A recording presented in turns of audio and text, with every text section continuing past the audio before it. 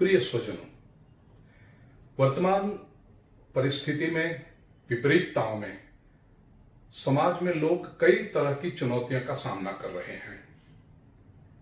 निजी चुनौतियां हैं, शरीर की समस्याएं हैं, मानसिक समस्याएं हैं, सामाजिक समस्याएं हैं, संवेदनात्मक समस्याएं हैं, आर्थिक समस्याएं हैं, अपने करियर के प्रश्नों की समस्याएं हैं। आघात लगता है, मन को दुख पहुंचता है, कष्ट पहुंचता है जब हम सुनते हैं कि लोग डिप्रेशन में हैं, तनाव में जी रहे हैं, हार स्वीकार कर लेते हैं और जीवन से भगौड़ेपन की वृत्ति, एस्केपिज्म जिसको कहें, वो आ जाता है। और अंतिम स्थिति में तो कई बार लोग आत्महत्या भी कर लेते हैं। और वो भी वे लोग जिनको समाज सफल लोगों के रूप में जानता है, वे सेलिब्रिटीज हैं, वे समाज के हीरो हैं, रोल मॉडल्स हैं। क्या है इस समस्या का इलाज? चिंतन करने पर मुझे लगा है, प्रिय स्वजनों, इस समस्या का इलाज है हम कृष्ण को मिस कर रहे हैं। कृष्ण पूर्ण परब्रह्म परमात्मा तो है ही, उसमें कोई दो राय नहीं। लेकिन मैं जब यहां कह रहा हूं कि कृष्ण को मिस कर रहे हैं, तो हम कृष्ण के गुणों को, 7 गुण, जो अंग्रेजी में यदि कृष्ण शब्द लिखा जाए तो KRUSHNA, ये 7 गुण जो हैं उसको हम मिस कर रहे हैं। यदि ये 7 गुण हमारे जीवन में आ जाए तो मुझे लगता है कि जीवन में व्यक्ति कहीं भी, किसी भी जगह पे विजेता होकर के बाहर आएगा। बहुत संक्षेप में इस वीडियो में इस पर चर्चा करें, फिर आप चिंतन कर सकते हैं उसके ऊपर। के से मेरा मतलब है नॉलेज। और यह नॉलेज केवल जानकारी का इकट्ठा करना नहीं है, जानकारी इकट्ठा करना नहीं है, क्योंकि जानकारी जितनी इकट्ठी होती है ना, उससे तो लोग अधिक कंफ्यूज हो जाते हैं, अधिक उलझन में पड़ जाते हैं, नेगेटिविटी भी आ जाती है बहुत जानकारी लेने से। शिक्षा की डिग्रियां, सर्टिफिकेट्स, बड़े बड़े ट्रॉफीज एंड मेडल्स, ये सारी जो चीजें हैं, मोटी मोटी किताबें, ये ज्यादा मदद नहीं करती। क्या चाहिए?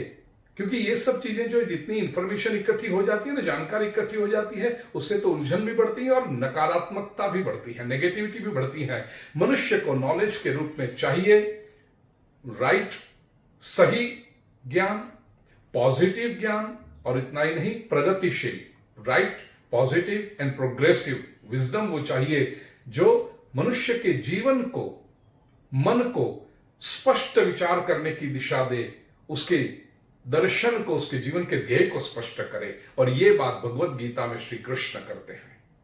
It gives you clarity of thought and vision. दूसरी बात, के बाद आता है आर से अर्थ है रिलीजियन।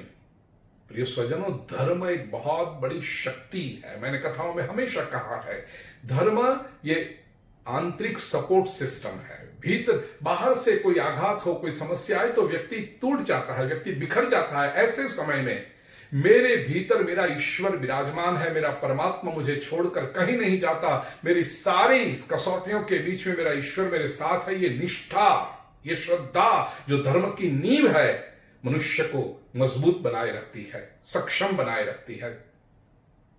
तो ये चाहिए। धर्म ये मनुष्य की आंतरिक रूपांतरण की प्रक्रिया है जो निरंतर चलते रहती है। धर्म हमारा connection supreme power, supreme energy के साथ जुड़ता है। समस्या आएगी, कल चली भी जाएगी, लेकिन विश्व की उच्चतम ऊर्जा के साथ में निरंतर जुड़ा हुआ हूं। यह धर्म की श्रद्धा मनुष्य को बनाए रखती है। तो धर्म चाहिए, inexhaustible source of energy and inspiration.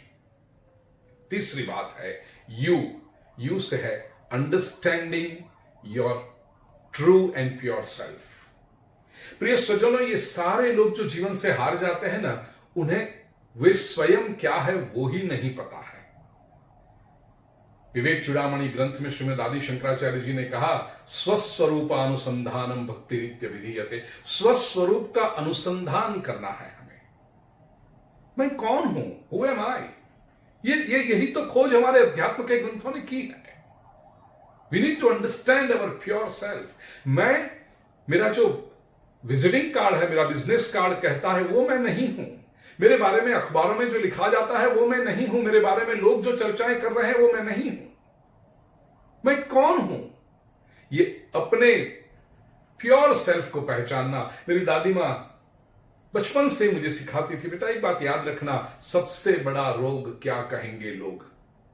ये जीवन से हार जाने वाले लोग पब्लिक ओपिनियन का जो फियर है उससे डरे हुए होते हैं। उससे उठो, तुम अलग हो। एस से मतलब है सोशिएबिलिटी, मिलते रहो। लोग हम देखते हैं फेसबुक पर, ट्विटर में, इंस्टाग्राम में लाखों फैंस हैं, फ्रेंड्स हैं, फॉलोअर्स हैं, लेकिन निजी जीवन में व्यक्ति अकेला महसूस करता है। ये कितनी बड़ी ट्रेजेडी है आज के जीवन की। सोशिएबल बनो, अच्छे मित्र होने चाहिए। ये विश्व के साथ सोशल मीडिया से तो हम पूरे विश्व से जुड़े हुए हैं, लेकिन व्यक्ति भीतर रूप से अकेला है, बिछड़ा हुआ है अपने आप से, अपने परिवारजनों से, अपने प्यारे लोगों से, अपने प्रियजनों से। तो ये टूटना चाहिए। सोशिएबिलिटी हो, अच्छे मित्र रखो।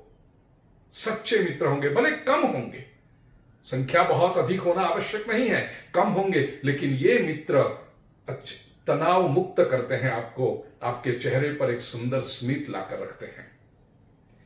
एच का अर्थ है ह्यूमिलिटी, नम्रता। देखना, जब व्यक्ति सफल होने लगता है ना, उसके पास संपत्ति आने लगे, प्रतिष्ठा आने लगे, ज्ञान आने लगे, सत्ता आ जाए, तो सीधा उसके दिमाग में हवा भर जाती है, एरोगेंस आ जाता है, गर्व आ जाता है। ये अहंकार व्यक्ति को दूसरों से अलग कर देता है, क्योंकि जो अहंकारी व्यक्ति है दूसरे लोग उससे एक अंतर बनाने लगते हैं, दूर होने लगते हैं।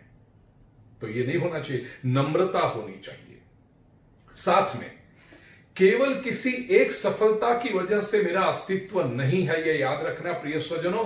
यू मस्ट हैव डाइवर्स, अलग विविध प्रकार के शौक होने चाहिए आपके पास, रसपूर्ण रस के विषय होने चाहिए। इतना ही नहीं, आपकी एबिलिटी, आपके योग्यता भी अलग अलग विषय में। केवल एक ही पेड़, कोई एक ही टहनी बढ़ती जाए तो वो पेड़ का अस्तित्व ज्यादा देर तक नहीं टिक सकता, उसका चारों ओर से फैलाव होना चाहिए।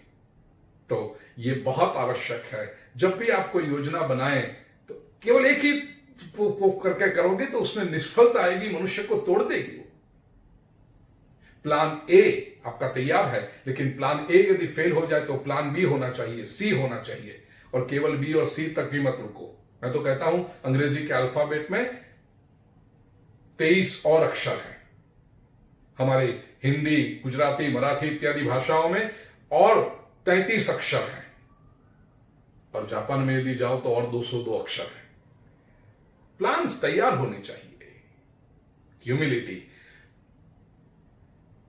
छठा है नॉन अटैचमेंट, थोड़ा सा वैराग्य भाव जीवन में बनाए रखो प्रिय स्वजन, ये बहुत काम करता है। वेदांत इसे कहता है साक्षी भाव, सेंस ऑफ फिटनेस।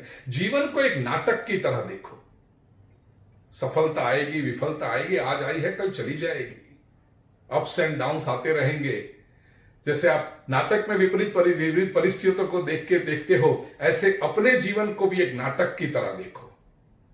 साक्षी भाव होगा तो ये मानसिक दुर्बलताएं नहीं आएगी। और अंत में ए है एडवर्सिटी कोशंट। आईक्यू के बारे में सब लोग चर्चा करते हैं, ईक्यू इमोशनल क्वेश्चन के बारे में चर्चा करते हैं, एसक्यू स्पिरिचुअल क्वेश्चन के बारे में चर्चा करते हैं। ये तीन आईक्यू, ईक्यू और एसक्यू के बारे में मैंने अपने ग्रंथ हनुमान में, हनुमान चालीसा के ऊपर जो ग्रंथ लिखा है उस पर बहुत डिटेल में चर्चा की है। आज मैं एक नई बात आपसे कहना चाहता हूं प्रिय स्वजनों, आज के युग में एडवर्सिटी क्वेश्चन होना चाहिए। विपरीत संजोगों का सामना करने की शक्ति, हमारी मानसिक तैयारी होनी ही चाहिए, जिसको मनोवैज्ञानिकों ने अभी तक टॉलरेंस कहा है। यह भी बहुत आवश्यक है। भगवत गीता में मेरे प्यारे श्री कृष्ण यही तो बात हमें सिखाते हैं। दूसरे अध्याय के 14वें श्लोक में प्रभु कहते हैं, मात्रा स्पर्शास्तु कौन्तेय शीतोष्ण सुख दुखदा आगमापायिनो नित्यास्तां तितिक्षस्व भारत। अर्जुन, ये सुख दुख क्या है? ये सफलता विफलता सब क्या है? ये तो किसी ऑब्जेक्ट का, किसी पदार्थ का, किसी परिस्थिति का, किसी व्यक्ति का अपने इंद्रिय के साथ संयोग हो, वही तो सुख दुख है। आने जाने वाले, दे आर वेरी फ्लीटिंग, आज है कल चले जाएंगे। आगमापायिनो, और अनित्य है, वो कोई परमानेंट नहीं है। जो आया है वो चले जाएगा। तान तितिक्षस्व भारत। अर्जुन, उसको तो तितिक्षा से सहन कर, उसको फेस कर। और यही दूसरे अध्याय के 37वें श्लोक में भगवान श्री कृष्ण भगवद गीता में कहते हैं, हतो वा प्राप्स्यसि स्वर्गम जित्वा वा भोक्ष्यसे महीम तस्माद् उत्तिष्ठ कौन्तेय युद्धाय कृत निश्चय। दोनों परिस्थिति के लिए तैयार रहो। बुरी से बुरी दुर्घटना हो सकती है, उसकी तैयारी रख के अच्छे से अच्छे शिखर को सर करने के लिए पुरुषार्थ करना है।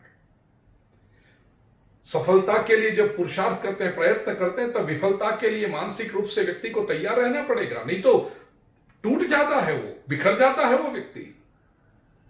और ये मन तैयारी के साथ श्री कृष्ण कहते हैं, युद्धाय कृत निश्चय। जीवन भी तो बहुत बड़ा युद्ध है। कदम कदम पे जीवन में चैलेंजेस हैं। इस युद्ध में हमें विक्टिम नहीं बनना है, हारना नहीं है, विक्टर बनना है, विजयी बन के बाहर आना है। प्रिय स्वजनों, भगवान श्री कृष्ण के इन गुणों का हमारे जीवन में आविर्भाव हो, हम जीवन में विजयी बने, यही सद्भावना।